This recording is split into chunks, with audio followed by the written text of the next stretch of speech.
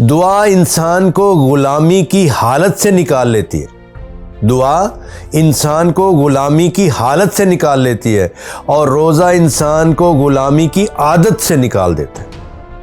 روزہ انسان کو غلامی کی عادت سے نکال دیتا ہے، اور یہ فرق ہے، ایک حالت سے نکالتی ہے اور دوسرا عادت سے نکالتا ہے، اور دونوں مکمل ہوتے ہیں۔ کیونکہ غلامی کی حالت سے نکلنا کافی نہیں ہوتا، غلامی کی عادت سے نکلنا ہوتا ہے، کیونکہ کئی دفعہ مصر سے لوگ نکل جاتے ہیں لیکن مصر ان سے نہیں نکلتا، مصر ان کے اندر ہی ہوتا ہے، اور وہ غلامی کی ساری عادات ان کے اندر ہوتی ہیں۔ اسی لیے خدا بیابان میں سے گزارتا ہے تاکہ ان کے اندر سے مصر نکالا جائے، ان کے اندر سے غلامی کی حالت جو ہے وہ نکالی جائے۔ اس لیے میں نے کہا دعا انسان کو غلامی کی حالت سے نکال لیتی ہے، اور روزہ انسان کو غلامی کی عادت سے نکال دیتا ہے۔ دعا مغروری کو دور کر دیتی ہے، اور روزہ خود غرضی کو دور کر دیتا ہے۔ دعا ناشکری کو دور کر دیتی ہے، اور روزہ بے صبری کو دور کر دیتا ہے۔ دعا فالج کو دور کر دیتی ہے، اور روزہ لالچ کو دور کر دیتا ہے۔ دعا عبادت بن جاتی ہے، اور روزہ شراکت بن جاتا ہے۔ دعا انسان کی روح کو زندہ کرتی ہے، اور روزہ انسان کے بدن کو زندہ کرتا ہے۔ دعا انسان کو خدا سے ملاقات کراتی ہے، دعا انسان کو خدا سے ملاقات کراتی ہے، اور روزہ انسان کو خدا کے دسترخوان پہ بٹھا دیتا ہے۔ روزہ انسان کو خدا کے دسترخوان پہ بٹھا دیتا ہے۔ دعا میں روٹی مانگی جاتی ہے، لیکن روزہ میں روٹی بانٹی جاتی ہے۔ اور دعا کا مطلب ہے خدا رحیم و مہربان ہے، اور روزے کا مطلب ہے خدا نہایت شفیق اور طویل الصبر ہے۔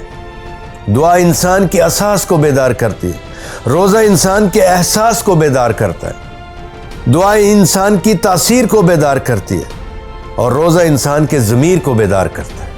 روزہ کلام کی قدرت کا تجربہ ہے، روزہ خود کو خالی کرنے کا نام ہے۔ روزے کا ظاہر اور باطن شراکت ہے، بھوک نہیں۔ روزے کی روح توبہ ہے، روزے کی نیت واپسی ہے۔ روزے کا شوق عبادت ہے، روزے کا عمل قربانی ہے۔ روزے کا پھل خوشی ہے، اور روزے کی تاثیر شفا ہے۔ روزہ جو پوشیدگی میں دیکھتا ہے پروردگار اس سے ملا دیتا ہے۔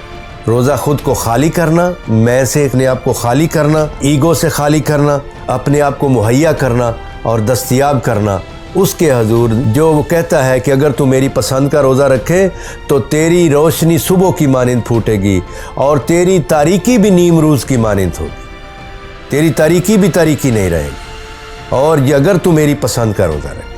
اس لیے میں سمجھتا ہوں جب دعا اور روزہ یہ اکٹھے ہوں اور انسان کے وجود میں ہوں تو سمجھیے کہ پھر خیر داخل ہوتی ہے، خیر آتا ہے اور شر بھاگتا ہے۔ اور خیر جب دل میں آئے اور دماغ میں اور وجود میں آئے تو پھر قدرتی طور پر اس کے ہاتھوں سے خیرات ہوتی ہے۔ جس دل میں خیر ہوتی ہے اس سے خیرات ہوتی ہے۔ اسی لیے میں سمجھتا ہوں کہ یہ جو خیرات ہے، یہ عمل سمجھیے کہ جب دعا، روزہ اور خیرات یہ اکٹھے ہوتے ہیں تو پھر فاصلہ قریب ہوتا ہے۔ جب دعا، روزہ اور خیرات اکٹھے آئیں تو پھر فاصلہ قریب ہوتا ہے، اور جب دعا، روزہ اور خیرات اکٹھے ہوں تو پاشکا قریب ہوتا ہے۔ اس لیے پاشکا کی تیاری کا یہ سلسلہ اور یہ دن جو ہیں، ان کے اندر ان تینوں کا اکٹھے ہونا، میں سمجھتا ہوں یہ پاشکا کی بہترین تیاری ہوتی ہے۔ اور خاص طور پر ایسے خداوند نے فرمایا جب تم دعا کرو، جب تم روزہ رکھو، جب تم خیرات کرو تو دوسروں کو دکھانے کے لیے نہ کرو، بلکہ اس کو مد نظر رکھو جو پوشیدگی میں دیکھتا ہے۔ اور کیا بات ہے، وہ جو پوشیدگی میں دیکھتا ہے وہ بہت دیکھتا ہے اور بڑا اجر دیتا ہے۔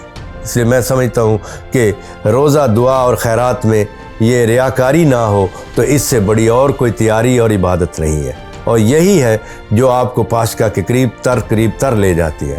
آپ سب کو پاشکا کی تیاری کا یہ سلسلہ بہت بہت مبارک ہو۔ God bless you.